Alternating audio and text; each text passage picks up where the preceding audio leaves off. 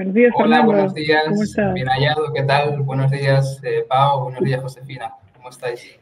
Bien, bien, nos Sí, contabas fuera de cámaras que tú llegaste al Perú poco después de las elecciones del 2011 y te comentaban y sentías tú y veías lo polarizado que había estado el país, lo difícil que había sido esa campaña y que se parecía que esa iba a ser la que iba a quedar en nuestra memoria. Sí, pero vemos que no. ¿Cómo estás viendo esta Sí, campaña? sí, yo llegué en Perú en 2012, justo medio año después de que ganase las elecciones Ollanta Humala a Keiko Fujimori. Y bueno, siempre me habían hablado de lo polarizada, de lo difícil que había sido esa campaña electoral de 2011, sobre todo me habían hablado en el 2016, ¿no? Cuando se produjo el proceso electoral con Kuczynski y con Keiko Fujimori, me decían, no, pero es que la campaña de 2011 fue mucho peor, fue terrible, toda la cobertura mediática que se le dio, todo fue muy parcializado, y fue muy desagradable de vivir. Es lo que me comentaban compañeros que sí la habían tenido oportunidad de ver en 2011. Y ahora nos encontramos que en esta campaña del 2021 pues tenemos incluso una cuota mayor de todo lo que se vivió hace 10 años, ¿no? Se ha vuelto a ese mismo escenario con una campaña terriblemente polarizada, donde priman los extremos, donde prácticamente ningún candidato hace una mínima labor, un mínimo esfuerzo de intentar acercarse un poquito al centro, de tener una postura más o menos moderada, que quizás pudiera ser muy acogida, muy bien acogida por los electores, ¿no? Y yo creo que en parte puede deberse a que muchas personas han adelantado enseguida su voto para un lado o para otro, ¿no? Enseguida no, se han decantado por uno o por otro candidato sin esperar o intentar ver si había un esfuerzo por parte de ambos de intentar captar los votos de la mayoría de los peruanos, ¿no? Que no votaron por ellos en primera vuelta. claro, exactamente. Digamos, comparando la campaña del 2011 con la campaña del 2021, Ollanta Humala era, digamos, el cuco de esa época y se le pidió muchísimas cosas, muchas condiciones antes de darle o no digamos, el apoyo, ¿no? Él hizo el juramento, ¿no? En la casona de San Marcos. Y en este caso, tanto ni Keiko Fujimori ni Pedro Castillo, sin haber hecho ninguna medida, optaron por su voto. ¿Eso en qué perjudica a los electores y a los electores, el 70% de electores que no votaron por ninguno de los dos?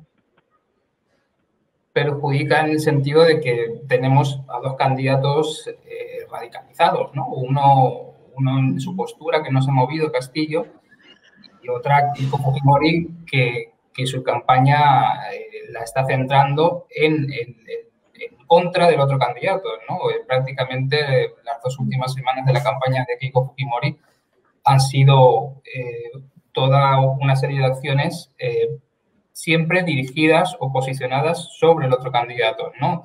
Hemos visto quizás pocas propuestas y ha primado sobre todo el hecho de intentar destruir, podría ser la palabra, a Castillo, ¿no? Intentar recortar la diferencia en base a acciones que vayan en contra del rival, más que de intentar buscar votos por sí sola, ¿no? O intentar hacer propuestas que vayan creando, bueno, iniciativas que quizás puedan ser acogidas por electores más moderados, ¿no? Que son la mayoría, como decimos, de los peruanos. Entonces, bueno, perjudica mucho porque el que gane va a ganar dentro de sus posiciones y probablemente pues el gobierno que veamos que empieza a partir del 28 de julio pues sea un gobierno que no intente abrir mucho el abanico político para hacer una apertura hacia otras fuerzas políticas que lo pueden integrar, cuando eso sería lo ideal, ¿no? Tanto si gana uno como si gana otro, que el ganador intente acoger un gobierno que tradicionalmente se le ha llamado de ancha base, siempre se le ha dicho, oh, gobierno de ancha base, no, pero un gobierno de verdad que esté integrado por miembros de otros partidos políticos y que realmente le pueda dar una mayor estabilidad pues, con las relaciones respecto al Congreso de lo que hemos visto hasta ahora en estos últimos 5 años.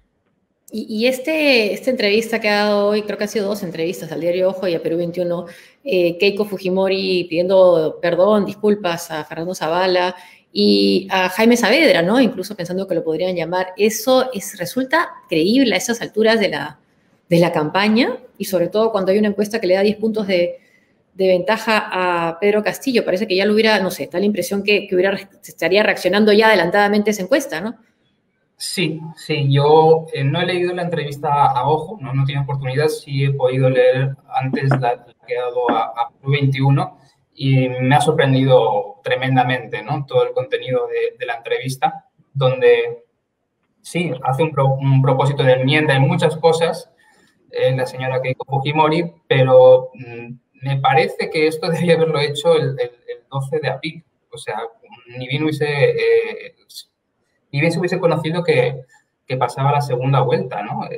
Pero lo hace faltando escasas 2 semanas para la votación final y justamente dando un giro a ciertos aspectos que hace una semana se había pronunciado totalmente en contra. Ya estoy hablando de las esterilizaciones forzadas, ¿no? Tan solo hace una semana, porque fue el fin de semana pasado, decía que estaban mal llamadas esterilizaciones forzadas. O sea, prácticamente, tácitamente estaba negando que se hubiesen producido estos delitos. Y ahora sale que sí lo reconoce y pide una investigación. Pero pide que se investiguen los hechos y se sancionen cuando la investigación ya se ha hecho. Hay una investigación hecha por prácticamente 16 años, ¿no? Y está ahora en fase de presentarse la acusación. Entonces, bueno, investigar ya se ha investigado. Lo que falta ahora es que el juez que está a cargo de tutelar el caso se pida ese juicio y se refrenda las acusaciones de la Fiscalía. Entonces, ¿y de qué forma quiere que se investigue? ¿No? También eso habría que haberle preguntado en la entrevista, porque vemos su principal promesa también es indultar a su padre, ¿no? Y su padre está inmerso en este proceso de las esterilizaciones forzadas. Entonces, si lo indulta, también lo está indultando para cualquier otro proceso que tenga en marcha. Y están tanto las esterilizaciones como la matanza de Pativilca, ¿no? Entonces, habría que ver exactamente, preguntarle a Fujimori cómo de verdad quiere investigar las esterilizaciones forzadas, si quiere hacerlo realmente como se está haciendo hasta ahora o quiere excluir a su padre del proceso que está acusado también como autor inmediato. Entonces, y son varios puntos que toca Keiko Fujimori en esta entrevista que habría que haberle hecho alguna pregunta por parte del periodista para que aclare estas cosas que pueden ser ciertamente contraproducentes luego una vez que llegase al poder, si gana las elecciones, ¿no? También está estas disculpas que ha hecho a los exministros, a Jaime Saavedra, ¿no? Y a Fernando Zavala por haberlos censurado, pero bueno, el papel que tuvo el fujimorismo en el anterior Congreso no se redujo solamente a las censuras de estos 2 ministros, ¿no? O sea, tuvo una actuación muy constante, muy obstruccionista con el gobierno, que no solo se basó en haber dado la negativa a estos 2 ministros, y ya no solo es el papel contra el gobierno, ¿no? Es todas las decisiones, las votaciones que se hicieron por parte de la amplia mayoría que tenía en el Congreso para tratar de obstruir las investigaciones en el caso de los cuellos blancos, ¿no? Todo el caso del fiscal Chávarri y esta serie de magistrados que hubo y la población tiene la sensación, la mayoría de peruanos, de que el fujimorismo los trató de proteger, de que no fuesen investigados, ¿no? Entonces, esa es la sensación que tiene la población y yo creo que a estas alturas una entrevista de este tipo dudo que tenga mucho efecto en los electores cuando la pasada semana que vimos este meeting en el no debate de Santa Mónica, en el que, bueno, se escenificó la paz entre los hermanos Fujimori y y según vimos luego en la encuesta, creo que era una encuesta de la de Datum, ¿no? Que salió el viernes, sí. en la que salía que, bueno, el 79% de los peruanos piensa que es una estrategia de campaña, o sea, no cree que esa reconciliación sea real, ¿no? Entonces, de vista, y estas declaraciones que da Fujimori, cambiando su posición respecto a ciertos temas en los que para algunos ha tenido 5 años para pedir perdón y no lo ha hecho hasta ahora. O sea, realmente no creo que pueda ser percibido como algo que pueda rendirle para capturar más votos en la votación de dentro de 2 semanas. ¿Crees que, digamos, en estas 2 semanas, bueno, en Perú 2 semanas puede ser como 20 años en cualquier otro país, ¿no? ¿Qué actos, digamos, de campaña pueden hacer cambiar un poco la tendencia, ¿no? Porque hemos visto que la candidata Fujimori ha tenido 2 actos, digamos, dramáticamente bastante fuertes, ¿no? Irse frente al penal de Santa Mónica, o viajar ayer a Huancayo a buscar a Cerrón, a Vladimir Cerrón, que es el fundador de Perú Libre.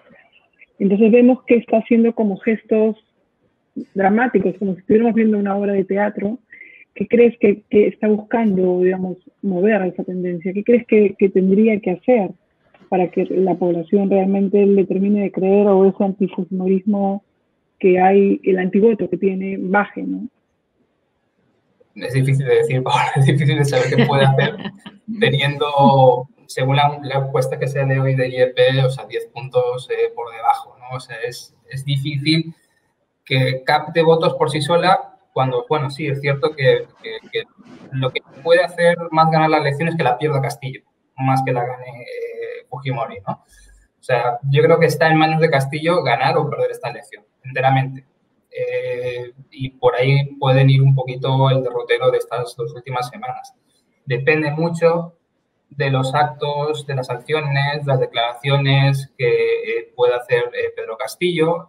Yo creo que, bueno, ya hemos visto cómo funciona un poco la campaña en una improvisación absoluta de Pedro Castillo y eso, y la diversidad, la pluralidad de voces diversas que a veces surgen dentro de la gente que está en torno a la candidatura y que a veces generan declaraciones muy polémicas que le pueden jugar en contra.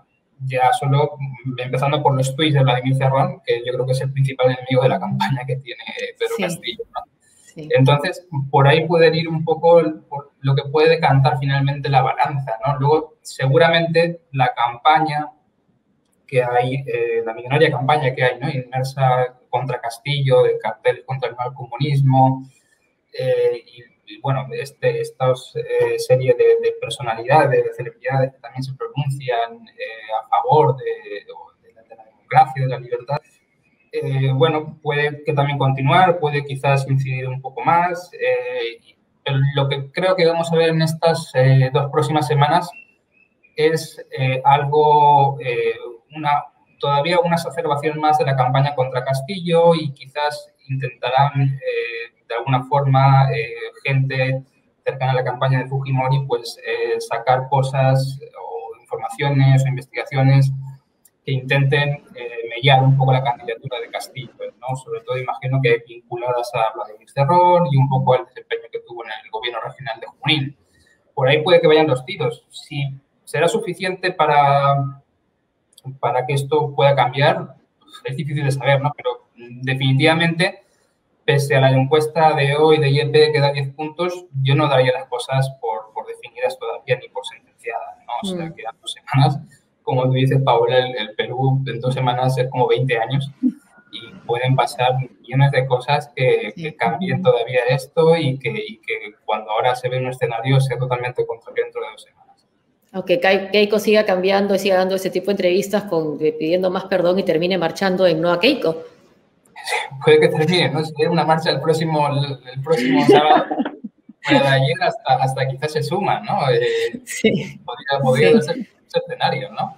No sé si a ese punto, pero seguro que, no sé, hacer, no sé, un harakiri, ¿no? Prácticamente de su bagaje político, pero es que es difícil, ¿no? Es difícil decir estas declaraciones cuando la principal promesa que ha hecho precisamente al iniciar la campaña en la primera vuelta es la de indultar a su padre y la de hacer una defensa del mandato de los 10 años que tuvo Alberto Fujimori, ¿no? Entonces, su equipo.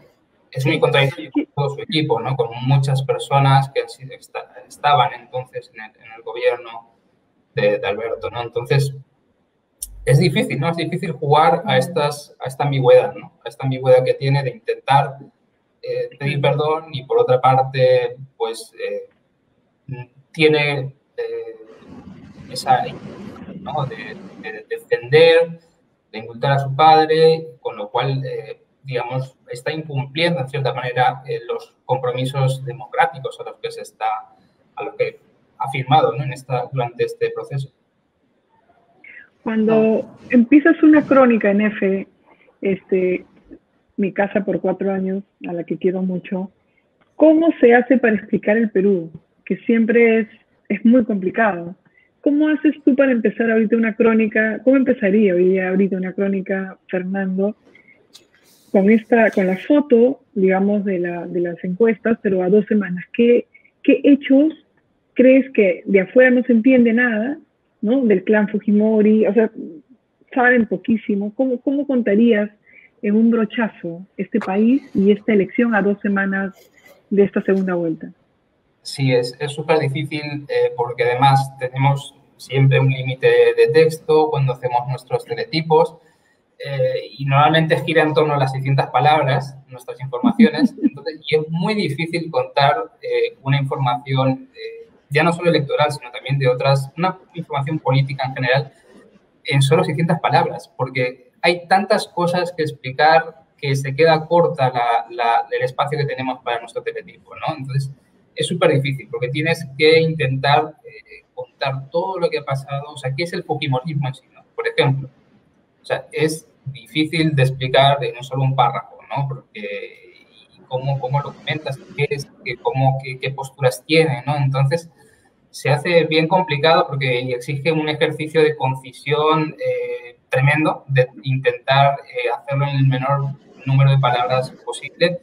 Y bueno, cuando empiezas una información, pues ahora mismo, pues contar sobre todo la polarización grande que hay dentro del país y sobre todo también las diferencias que hay dentro de la campaña, ¿no? O sea, una campaña en la que se está planteando en términos de libertad o comunismo, ¿no? Que es un poco similar, o sea, para que, por ejemplo, para que el lector se pueda hacer una idea un poco similar, porque el lema es prácticamente el mismo a lo vivido recientemente en las elecciones regionales de Madrid, donde había esa dicotomía, ¿no? Planteada de libertad o comunismo y un poco pues jugar con esos aspectos que intenten favorecer al lector el entendimiento, ¿no? De la realidad de lo que está pasando en Perú, ¿no? Entonces, ese lema de libertad y comunismo funciona bien porque también se ha utilizado en otros países, en España recientemente, y nada, intentar contar, ¿no? Y todo lo que ha sido, pero también tienes que contar el trasfondo de los ambos candidatos cada vez que hablas de uno de ellos, ¿no? Y el de Keiko es profuso, tienes que contar un poco toda la trayectoria política que tiene, que ha sido hija y primera dama, ¿no? de Alberto Fujimori, hasta las últimas investigaciones que tienen, y sobre todo remarcar que en caso de que ganase ella, eludiría, ¿no? Ella misma está ahora mismo procesada, ha pasado 15 meses en prisión preventiva y si gana eludiría una acusación que tiene de más de 30 años de prisión, ¿no? Eso creo que hay que remarcarlo, ¿no? Para que el lector extranjero se dé cuenta, ¿no? de qué candidatos hay, de qué clases son, y también con Castillo igual, ¿no? Contar sobre todo cómo viene y también las dudas que generan, ¿no? Gran parte del electorado, ¿no? Por supuesto. ¿Y cómo se explica el elector de Castillo? ¿Cómo puede, o sea, qué cosas son los rasgos, 2 o 3 rasgos que dices que no le importan lo que acabas de decir, ¿no? O sea, que no le importan algunos cambios. ¿Qué es lo que hace que el elector de Castillo, el duro, no le importe esta campaña, no le importe nada y va a votar por él de todas maneras? Bueno, primero hay una parte porque no quiere que el fujimorismo vuelva al poder, ¿no? Hay una parte importante del electorado Castillo que va en ese aspecto. Y la otra es esa población eminentemente rural de los Andes, que es la que votó por él en primera vuelta y que es ese voto que tanto se ha hablado, ¿no?, en estas últimas semanas, que es el voto antisistema, ¿no?, el voto radical, ¿no?, el voto que siempre es de izquierda en el Perú y que encontró en Castillo la forma en la que votar de forma unitaria por él, como en el 2016 se votó por Verónica Mendoza y luego en las elecciones, en las últimas elecciones al Congreso, pues estuvo un poco dividido entre distintos partidos, ¿no? El FREPAP, Unión por el Perú, entonces por ahí se dividió un poco, ¿no? Pero más o menos siempre está ahí, ¿no? Entonces hay que explicar un poco al votante de Castillo en ese aspecto, ¿no?, en que es alguien que de ninguna forma votaría por Fujimori, que es un votante tradicionalmente de izquierda y que además normalmente es ese sector D y E que quizás no le teme que haya comunismo, porque tampoco, cuando le dicen que va a perder algo, tampoco tiene mucho que perder, ¿no? O sea, es ese elector en el que ve que, sobre todo en este contexto de pandemia, ¿no?, que es, yo creo que la clave también que hay que comentar cuando se hace un análisis de estas elecciones de Perú, ¿no?, es la terrible crisis económica y social en la que está atravesando Perú por culpa de la pandemia, que ha exacerbado esas desigualdades sobre todo en el acceso a servicios básicos y especialmente el de salud, ¿no? Claro. Entonces, eso yo creo que ha abierto los ojos o ha hecho que bastantes peruanos se decanten por una opción que aunque esté tildada de comunista, aunque esté tildada de que va a traer mayor pobreza y va a ser una hecatombe para el país, pues no le importa porque tampoco tiene mucho que perder, ¿no? O sea, claro, ya ha perdido tanto en esta pandemia, ¿no? ¿Cuán válido es cuando se le critica, no sé, a los canales de televisión de tomar partido por Keiko Fujimori? ¿Cuán válido es que respondan un poco a la idea que sea, nosotros no tomamos partido por Keiko Fujimori, estamos defendiendo la democracia frente al comunismo, al totalitarismo? No te acabé de entender la pregunta, Josefina. ¿Cómo? O sea, porque cuando se critica a los canales de televisión por tomar partido por una cobertura parcializada de esas elecciones, un poco la respuesta es, no estamos por Keiko, lo que estamos es contra el comunismo y a favor de la democracia. Sí, bueno, ese es el lema que ha tenido la campaña de Fujimori, que lo han adoptado distintos medios, ¿no? O sea, que aquí no se está votando por una candidata, sino que se está votando por la democracia, ¿no? Y es un tanto peligroso quizás tener ese pensamiento porque, bueno, el comunismo en sí no es una propuesta antidemocrática, o sea, entra dentro del juego de las elecciones, ¿no? Y hay muchos partidos que son comunistas y participan en las elecciones de manera totalmente democrática y sin violar ninguna de las leyes de la Constitución. Está, por ejemplo, el caso del Partido Comunista Chileno, ¿no? O sea, que acaba de ganar en Santiago. Acaba de ganar las constituyentes. Entonces, es un poco complicado y un arma de doble filo jugar con ese argumento de que si votas a favor de mí, estás a favor de la democracia, y si votas contra el otro candidato, estás en contra de ella porque no estás en el juego de la democracia, ¿no? Y eso también se ve reflejado en el discurso de decir, si votas por mí, estás a favor del país, si votas por mí, eres peruano, si no votas por mí, no eres peruano, ¿no? Que vemos cuando, por ejemplo, Keiko se pone la camiseta de la selección peruana y se hace la campaña de que ponte la camiseta porque si no te la pones y no estás votando por nosotros, no estás votando por Perú. Entonces, prácticamente le estás diciendo a la mitad del electorado que no es peruano, porque le estás negando prácticamente la nacionalidad solamente por el hecho de pensar distinto, de votar distinto, ¿no? Y al fin y al cabo es un arma de doble filo, es un arma peligrosa, es en extremo demagógica, porque aquí todo el país es peruano, ¿no? Todos son peruanos y porque tú pienses distinto no vas a ser menos peruano que otro. Y es peligroso porque ahí radica en realidad la democracia, en saber respetar que aunque tengas una visión del país totalmente, radicalmente distinta, no te hace ser menos ciudadano. Entonces, ese discurso realmente me parece peligroso, porque hay que saber tomarlo bien y tener en cuenta que es un país entero que puede pensar distinto, puede haber diferencias de opiniones, pero el juego de la democracia es precisamente eso, tener opiniones distintas y poder llegar a un consenso, ¿no? Y eso justamente siempre es a veces lo que adolece Perú, es el no tener esa capacidad de saber tomar de buena forma las diferencias y poder tener consensos y así poder intentar tener una estabilidad para el país, que es lo que ha faltado justamente en los últimos 5 años. Así es. Exacto, es como una doble exclusión, ¿no? Porque además son los que están votando, son los excluidos, digamos, del crecimiento económico, de todo lo que ha pasado, y ahorita también serían excluidos porque no están apoyando a la patria o su crecimiento. Y es un discurso peligroso. ¿Cómo ves al Perú el 7 de junio, Fernando?